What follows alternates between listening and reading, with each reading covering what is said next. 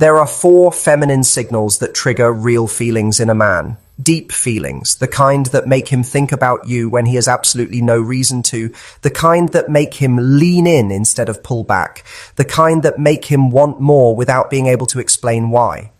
And here's what's going to stop you in your tracks. Most women are not using these signals. Not because they don't have them, not because they're too complicated to learn, but because nobody ever told them these signals existed in the first place. And that gap, that one blind spot, is the reason so many women who are doing everything right, saying the right things, showing up, putting in the effort, still can't seem to make a man feel what they want him to feel. Here's what's wild about this. Women spend so much energy trying to say the right thing, wear the right thing, be funny enough, interesting enough, just mysterious enough that he stays curious. And all of that effort, all of it, actually works against them. Because men don't fall for effort. Men fall for signals. Specific, almost invisible signals that speak directly to something deep inside him, something biological, something ancient, something he cannot explain with logic, even when he tries. Today, I'm going to walk you through 4 of those signals, 4 feminine signals that trigger genuine feelings in a man, the kind that make him want more, the kind that make him lean in instead of pull back, the kind that make him think about you when there's absolutely no reason to be thinking about you. And here's what's going to shock you. None of these signals require you to look a certain way, say something clever, or change who you are. They just require you to understand something most women have never been taught. But before we get into it, hit that like button, subscribe to the channel, and turn on the notification bell so you never miss a video that actually helps you understand how men work. And drop a comment right now telling me what city and country you're watching from, and be honest with me. Do you think men notice signals more than women realize? I genuinely want to know what you think, because it shapes everything I create for you. Now let's get into the real conversation. Here's the mistake most women are making without even realizing it. When a woman wants a man to feel something for her, her instinct is to give him more conversation, more personality, more availability, more effort. She thinks if she just gives enough of herself, he'll eventually catch feelings. But that's not how male attraction works. That's not even close to how it works. A man's feelings aren't triggered by volume. They're triggered by depth. And depth doesn't come from giving more. It comes from the quality of what you're already naturally doing when you're doing it right. His nervous system is picking up information from you constantly. Before he's processed a single word you've said, his body has already made a decision about how he feels around you. His brain is scanning your energy, your body language, your emotional state, the way you hold yourself in a room. It's scanning for signals. And those signals are either pulling him toward you or quietly, invisibly pushing him away. Most women don't know which signals they're sending. That's the real problem, not their personality, not their looks, not their life. The signals. So let's talk about the 4 signals that actually work. And more importantly, why they work on a level most men can't even articulate.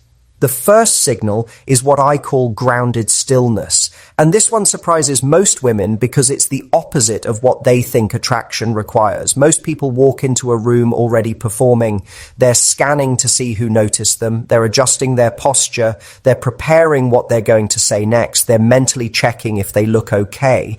And that frantic, invisible energy, even when it's completely hidden from the conscious eye, is something a man's nervous system picks up immediately.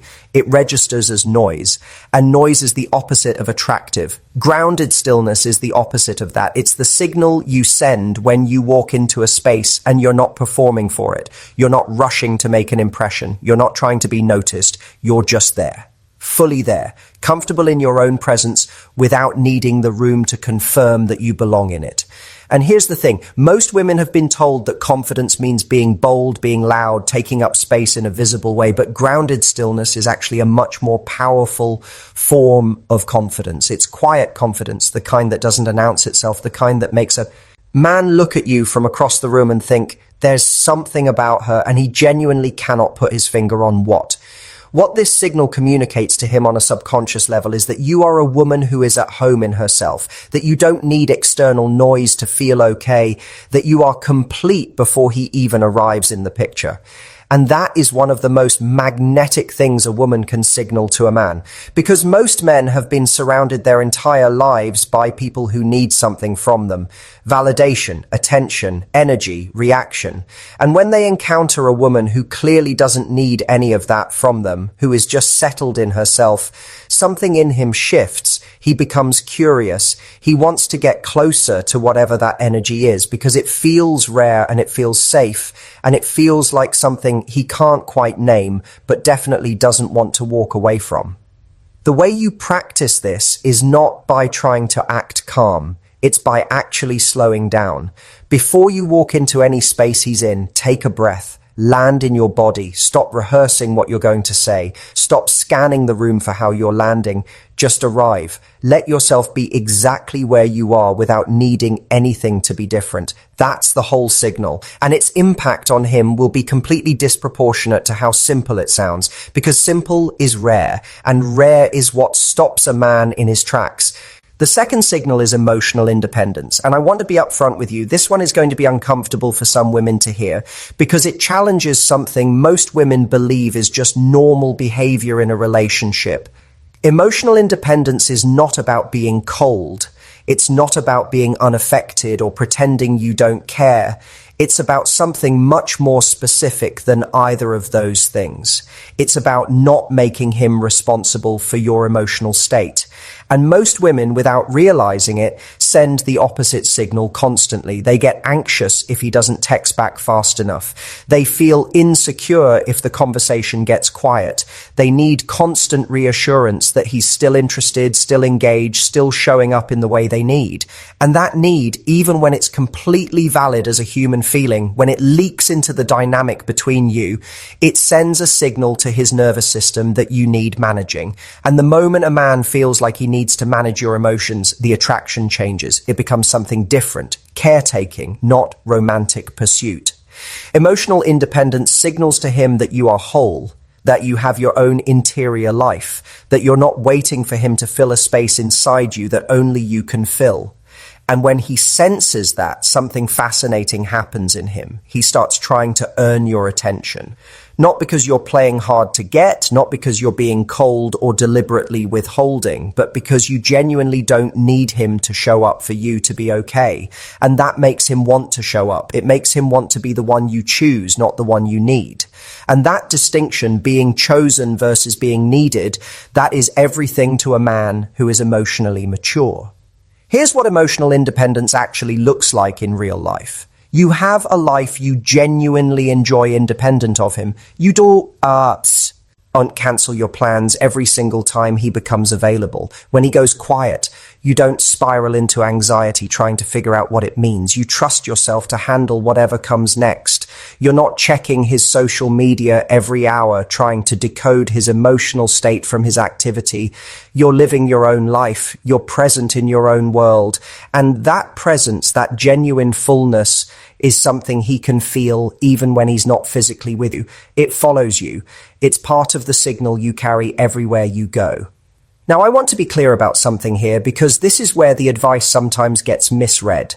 Emotional independence doesn't mean emotional unavailability. You can be warm, open, affectionate, deeply feeling, fully engaged, and still be emotionally independent. Those things are not opposites at all. The difference is simply this: your emotions are yours. They come from you, they belong to you, and you are the one who handles them. You don't outsource that responsibility to him. That's the signal. And it is powerfully, undeniably attractive to the right man. The third signal is what I want to call the language of feminine reception. And this one is so underused in modern dating that it's almost become invisible. Most women don't even recognize they've stopped doing it. We live in a world that constantly tells women that to be taken seriously, to be respected, to be valued, they have to prove themselves. They have to demonstrate how capable they are, how independent they are, how little they actually need from anyone. And look, in the professional world, in a lot of areas of life, that energy is completely appropriate and important. But in a romantic dynamic, when that energy is the only energy you're bringing to every single moment, it actually short circuits his attraction without without you ever knowing it happened. Here's why. Men are wired to pursue, not because of some outdated rule about how relationships are supposed to work, but because at a biological level, there is something in the male experience that is deeply activated by the act of contributing, of providing, of making a real difference to someone they genuinely care about. And when a woman never receives, when she deflects every compliment before it fully lands, when she insists on paying before he's even reached for his wallet, when she can't accept help without immediately making a point of how much she doesn't actually need it, she's blocking the signal he needs in order to feel drawn to her. She's taking away the experience that creates his feelings. Feminine reception is the ability to receive gracefully, to accept a compliment without immediately deflecting it back, to let someone do something for you without rushing to balance the score, to say thank you and genuinely mean it, and let that be the whole response. It sounds almost too simple when you say it out loud, but most women are so deeply conditioned to never appear needy, to never appear dependent on anyone for anything, that they've swung all the way to the other extreme. They've made receiving feel like weakness, and that blocks the entire energy flow between them and a man who actually wants to give something to them. When you receive well, when you accept something from him with genuine warmth and real appreciation, you give him the experience of mattering to you. And that experience, that specific feeling that what he does actually lands somewhere real, that it actually means something to you, that is one of the most powerful things you can create in a man. He will come back to it. He will think about it later when he's alone. He will look for more opportunities to feel it again because it felt good and real and meaningful. So practice receiving. And he holds the door, let him. When he compliments the way you look, don't tell him why he's wrong or immediately redirect the conversation. Just receive it. Say thank you. Let it land completely. When he offers to help with something, let him help without making it a quiet competition about your capability. This is not weakness. This is the signal that says you are open. And open is the word I want you to really sit with. Because a man can feel when a woman is emotionally open to him. And that openness is what activates real feelings in him. Not your resume, not how impressive your life looks from the outside. Your openness to him specifically. The fourth signal is what I call the pause of self-assurance, and it's the subtlest of all four signals, but in many ways the most powerful one of the group. Most conversations, especially when there's attraction involved or nerves underneath the surface, have a frantic energy running through them. People rush to fill silence. They over-explain. They laugh a little too quickly at things that weren't quite funny enough to laugh at. They jump to the next topic before the current moment has fully landed. And all of that rushing, all of that constant filling actually communicates one very specific thing to his nervous system. She's not fully comfortable with herself right now. And discomfort is contagious. If you're not at ease, he genuinely cannot be at ease. And if he can't be at ease around you, what he's feeling in those moments gets filed away in his brain, not as attraction, but as tension. And tension is not what you want him associating with time spent with you. The pause of self-assurance is the ability to be comfortable in the in-between spaces of a conversation, to let a moment breathe before you rush to fill it with more words, to finish a thought and then sit in the stillness of it without immediately moving to the next thing, to hold eye contact a beat longer than most people would before you naturally look away. These pauses, these tiny pockets of stillness inside a conversation send a very specific signal to him. They say, I am comfortable. I am not performing right now. I am not trying to manage this moment or control how it lands. I trust myself enough to just be here with you in this. And when a man picks up that signal from you, here is what happens in his body. He relaxes. His guard starts coming down. He begins matching your energy without deciding to. He slows down. And in that slower, more relaxed space between you, real feelings start to form. Because genuine feelings don't form in frantic energy. They form in the quiet. They form in the moments where time slows down just slightly and something real is allowed to actually happen between two people. You create those moments with your pauses, not with your words, not with what you say to fill the silence, but with your comfort level inside it. Now, I want to talk about something important, something that sits underneath all four of these signals and explains why most women aren't naturally sending them. And I want to say this with real care because it matters. Women have been taught, deeply and repeatedly taught, through culture, through most of the dating advice that exists, through their own experiences of getting hurt and feeling foolish for being open, that showing up softly is dangerous, that being present is risky, that receiving makes you look weak, that stillness looks passive, that all of these things make you vulnerable. And vulnerability has been framed as the enemy, as the thing that gets you hurt, as the thing that makes you look desperate or too available or too easy to figure out. So women armored up. And I understand completely why that happened. The armor makes sense. The armor has protected a lot of women from a lot of real pain. But here's the problem that nobody talks about enough. The armor that protects you from being hurt also blocks every single one of these signals, all four of them. You cannot send grounded stillness when you're in armor because armor is performed and performance is noise. You cannot send emotional independence when you're in armor because armor is actually just a different kind of need. It's the need to never appear to need anything at all. You cannot receive when you're armored because armor deflects everything before it can land. And you cannot hold the pause of self-assurance when you're armored because armor fills every silence with more noise to keep itself protected. The women who have the most powerful lasting effect on men are not the women without feelings. They're not the women without wounds or history or complicated experiences. They're the women who have made a conscious choice to come out from behind the armor when the moment calls for it. To be soft because they are strong enough to allow themselves to be open because they trust themselves enough to handle whatever comes from that openness. That distinction, strength that allows softness rather than strength that creates more armor, is honestly everything when it comes to this. Now, I want to challenge something that a lot of the dating advice out there is still telling women. A lot of it says that to keep a man interested, you need to be a challenge. You need to be mysterious. You need to keep him wondering where he stands with you at all times. And look, I understand where that advice comes from.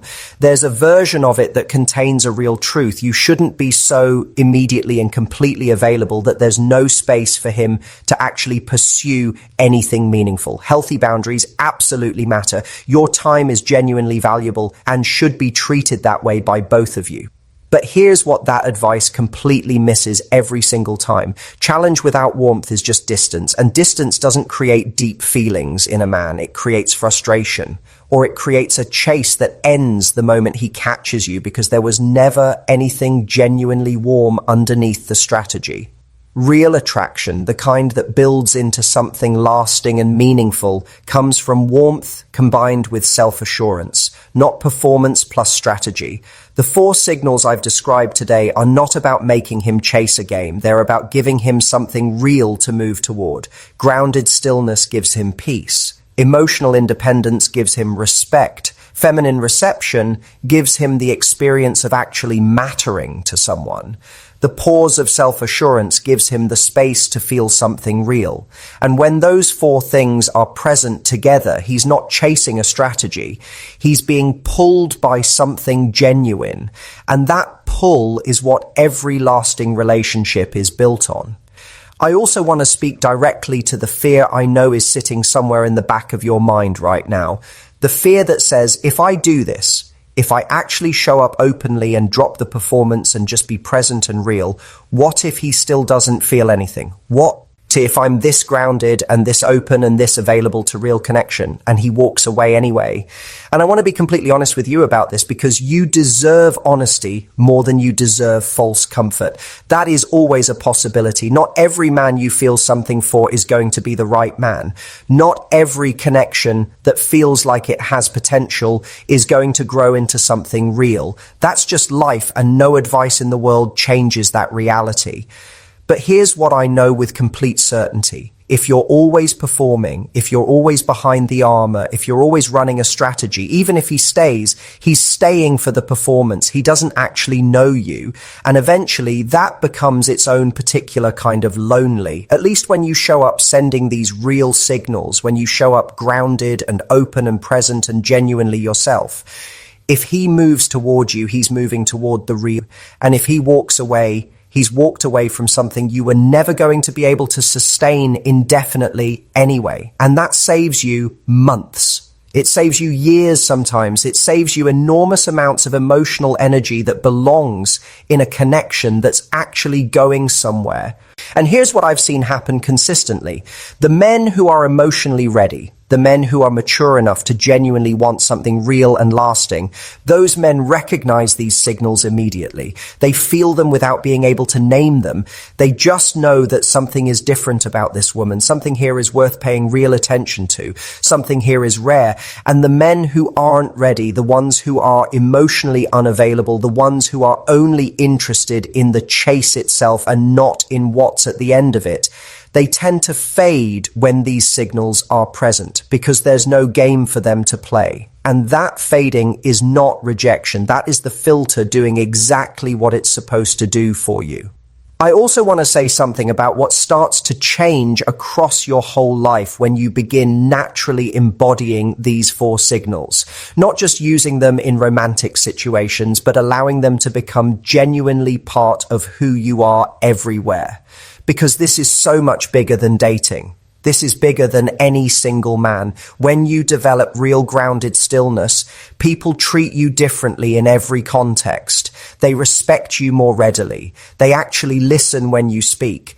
They feel genuinely comfortable in your presence in a way they can feel but can't explain.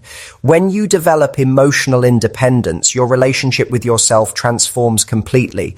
You stop outsourcing your sense of okayness to circumstances and to other people's behavior. You find a steadiness in yourself that makes everything more manageable.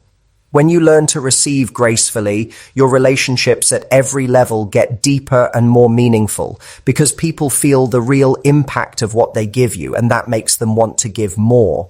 When you get genuinely comfortable with the pause, with silence, with stillness inside a conversation, start making better decisions in your own life. You stop reacting from anxiety and start responding from a place of actual clarity. These 4 signals are not dating tactics, and I want to be completely clear about that. They are qualities. They are the natural qualities of a woman who knows herself, who trusts herself, who has stopped trying to earn love through performance and started simply being someone worth loving from the inside out. And that kind of woman doesn't just attract better men into her life. She attracts a better experience of everything. Because the energy you walk through the world with shapes every single experience you have in it, whether you're aware of that or not.